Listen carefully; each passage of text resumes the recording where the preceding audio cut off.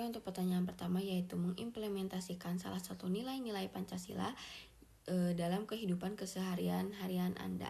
Nah, sewaktu saya masih di sekolah, saya itu menerapkan nilai persatuan Indonesia melalui kerja kelompok. Nah, dalam kelompok itu saya belajar menghargai perbedaan, pendapat, dan cara berpikir teman-teman yang berasal dari latar belakang yang beragam.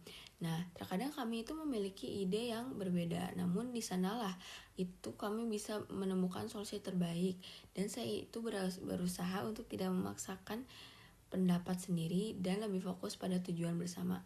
Dengan bekerja sama secara adil dan saling menghargai, saya merasa telah menerapkan semangat persatuan di lingkungan kecil kami.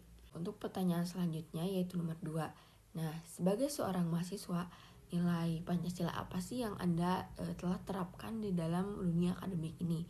Nah, saya sebagai mahasiswa, saya menerapkan nilai Pancasila dengan tanggung jawab terhadap tugas dan ambil aktif kerjasama dalam kelompok. Saya menyelesaikan bagian saya dan berkontribusi membantu teman agar hasilnya lebih maksimal. Terus bagi saya itu sikap saling membantu dan memenuhi tanggung jawab bersama sebagai bentuk nyata semangat persatuan dan gotong royong dalam Pancasila. Untuk pertanyaan selanjutnya yaitu nomor 3. Nah, sebagai makhluk sosial, implementasikan identitas nasional yang selalu Anda junjung di masyarakat. Nah, saya menjaga identitas nasional dengan sopan dan bertanggung jawab dalam kehidupan nyata maupun di kehidupan media sosial. Nah, saya menghindari menyebarkan kebencian dan informasi yang salah yang dapat mengganggu persatuan. Bagi saya, langkah pertama dalam menjaga reputasi negara adalah dalam cara saya berbicara dan bertindak setiap hari. Pertanyaan selanjutnya yaitu nomor 4. Negara Indonesia menerapkan sistem membedakan antara negara dan konstitusi. Jelaskan contoh real Indonesia sebagai sebuah konstitusi. Nah, Indonesia ini merupakan negara yang berkonstitusi ya.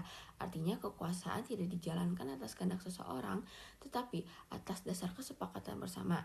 Nah, salah satu contohnya adalah seberapa sekali Mahkamah Konstitusi tidak segan membatalkan undang-undang yang dinilai tidak adil atau bertentangan dengan UUD 1945. Nah, ini tuh membuktikan konstitusi bukanlah sekadar tulisan yang berada di atas kertas, melainkan merupakan alat yang menegasikan atau mengontrol pemerintah agar selalu bertindak dalam koridor dalam nilai keadilan dan akal sehat.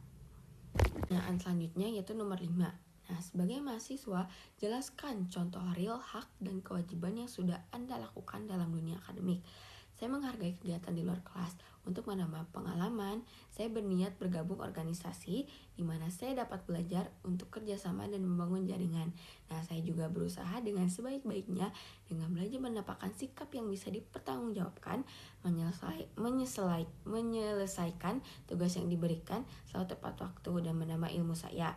Bagi saya, hak dan kewajiban itu saling berkaitan, tidak ada yang lebih diutamakan.